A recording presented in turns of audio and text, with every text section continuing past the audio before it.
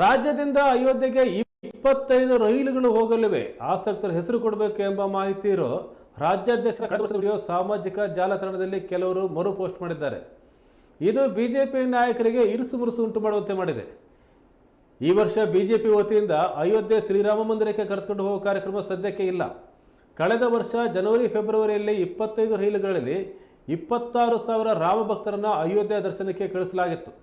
ತಪ್ಪು ಮಾಹಿತಿಗೆ ಕಿವಿಗೊಡಬೇಡಿ ಅಂತ ಅಯೋಧ್ಯೆ ಶ್ರೀರಾಮ ಮಂದಿರ ದರ್ಶನ ಅಭಿಯಾನ ರಾಜ್ಯ ಸಂಚಾಲಕ ಜಗದೀಶ್ ಹಿರೇಮನಿ ಸ್ಪಷ್ಟನೆ ಕೊಟ್ಟಿದ್ದಾರೆ.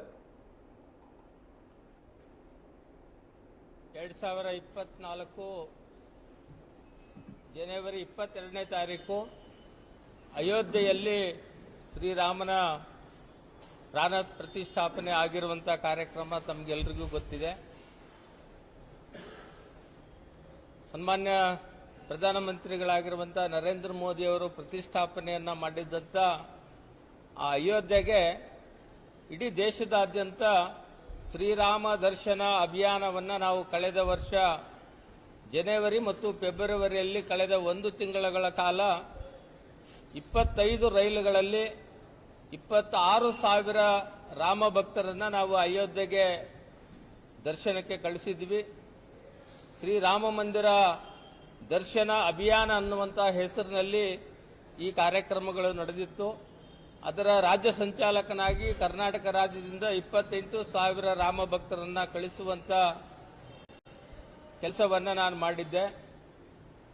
ಕಳೆದ ವರ್ಷ ತಮ್ಮ ಮಾಧ್ಯಮಗಳಲ್ಲಿ ಬಂದಿರುವಂತಹ ಒಂದು ವಿಡಿಯೋ ಅಂದರೆ ಸನ್ಮಾನ್ಯ ರಾಜ್ಯ ಅಧ್ಯಕ್ಷರು ವಿಜೇಂದ್ರ ಅವರು ನಮ್ಮ ರಾಜ್ಯದಿಂದ 25 ರೈಲುಗಳು ಹೊರಡುತ್ತಿದ್ದಾವೆ, ಆಸಕ್ತರು ಇರುವಂತವರು ಹೆಸರುಗಳನ್ನ ಕೊಡಬೇಕು, ಸಂಚಾಲಕರು ಮತ್ತು ಸಹ ಸಂಚಾಲಕರು ಇದರ ವ್ಯವಸ್ಥೆಯನ್ನು ನೋಡ್ಕೋತಿದ್ದಾರೆ ಎನ್ನುವಂತ ಕಳೆದ ವರ್ಷದ ವಿಡಿಯೋವನ್ನ ಮತ್ತೆ ಅದನ್ನ ಸಾಮಾಜಿಕ ಜಾಲತಾಣಗಳಲ್ಲಿ ಅದನ್ನ ಮರುಕಳಿಸ್ತಾ ಇದ್ದಾರೆ.